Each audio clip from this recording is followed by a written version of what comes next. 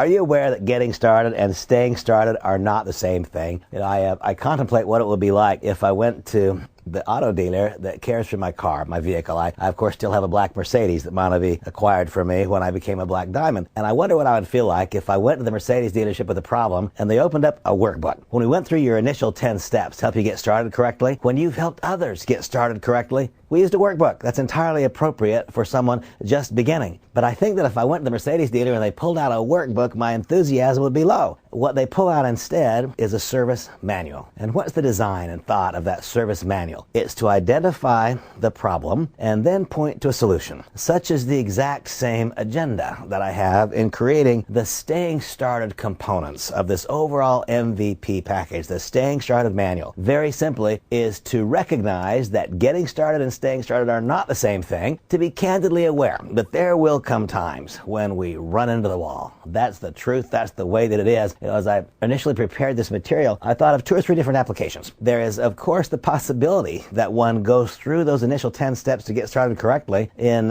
his or her mind's eye, in your mind's eye, consider that you've done them correctly and yet never really broke tracks. That's certainly possible. One application then of the staying started manual would be to have a new, fresh, differing view of those getting started steps. More frequently, however, is the following outcome. If one follows those getting started steps correctly, it's highly unusual and unlikely for one to not have some measure of success. But there does come a time where our initial success will flatten. Some people race through. Some people, you'll meet people who get involved and bang, they go to a gold executive. It's seemingly overnight. You say, well, how did that happen if it wasn't your experience? You'll meet some who seem to race straight through to Ruby. You'll meet some who seem to have raced even further than that in the compensation plan. Remember when you meet someone who started so quickly that they are again benefiting from one of those fundamentals that I find so precious, which make our industry superior to that of conventional business. They're getting paid again for some past success. That's what that's all about. Maybe you started quickly. Maybe you got paid from some past success. Maybe that low-hanging fruit that you were able to harvest from the tree was powerful and you grew quickly to a gold executive status or beyond. And suddenly your business stopped growing and it started getting smaller. Is that possible?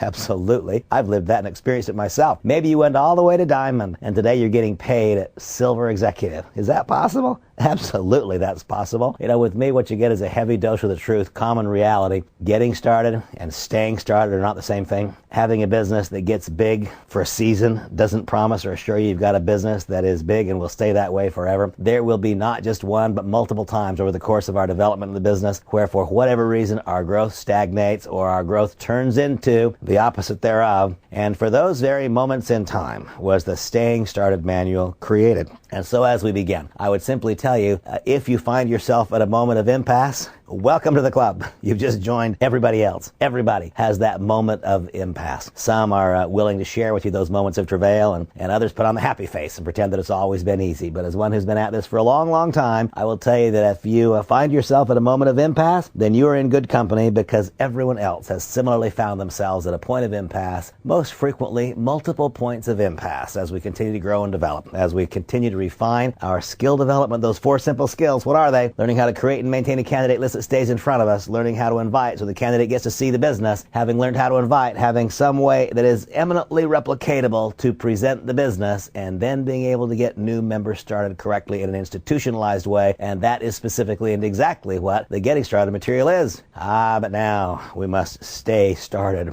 And so we revisit the steps 1 through 10.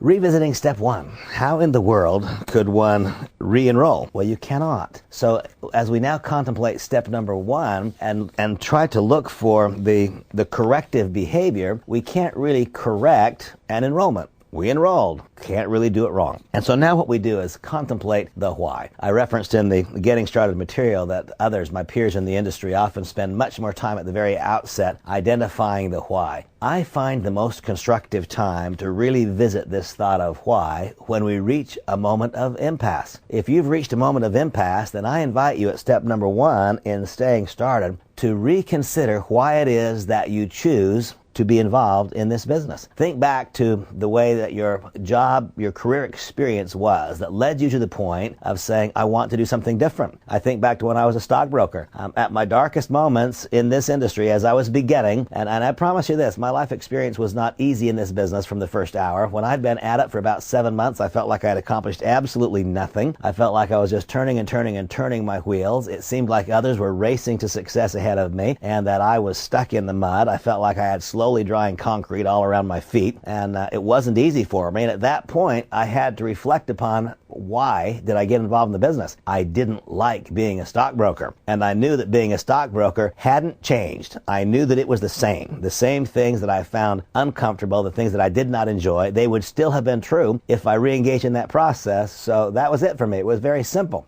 For many of you, you may want to contemplate other possibilities. I've heard it said that one must have a why so big to make you cry. Well, I didn't. I was totally unemotional about it. I just didn't want to be a stockbroker anymore. And when after 7 months I found myself at a point of complete impasse, I then reflect, well, what would I do? What do I know how to do? If I don't continue on this path, what path awaits me? And it was the path back in the door of a major brokerage firm, and I didn't want to get on that path. And so that simple revisiting of my why was enough. But now I guess I will share with you a deeper why. While I didn't articulate it at the outset, there was something beneath that why that I didn't describe yet. And it goes beyond not wanting to be a stockbroker. Why is it that I do the things that I do and have done for so many years to have financial success? It's rooted much more deeply in me than I don't want to be a stockbroker. My real why is that I grew up in a place of not enough. That's where I was raised. I was raised in a place of not enough. I want a new pair of sneakers, Mom. How much do they cost? I want to go to the movie, Mom. How much does it cost?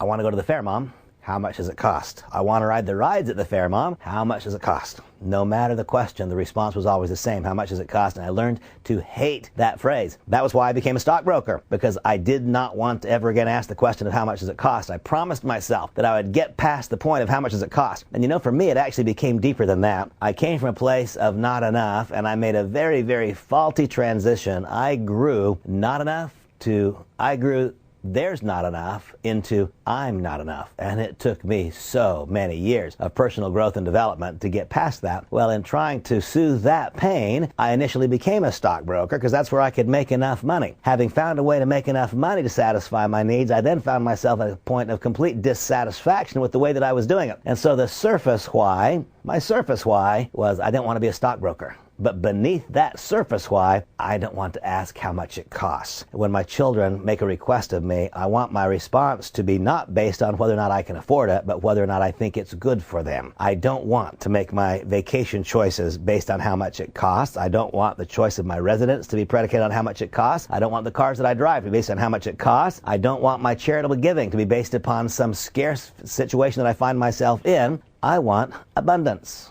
I want to be more happy more of the time. I have found that I can be more happy more of the time when I don't have to ask how much it costs. Now, the truth is that after years and years and years of personal growth and development, I have become convinced today that I could be happy without financial resources. I'm glad I don't have to know that right now. And I'm hoping that God doesn't impose that upon me. Having both had not enough and now having an abundance is better. I've just described to you my why. What is your task? What is your task here in step 1 of staying started? If you have arrived at a point of impasse, you've slammed into the wall or the ceiling, reflect upon why. Why did you decide to do this in the first place? And then put pen to paper. Articulate it. Write it down.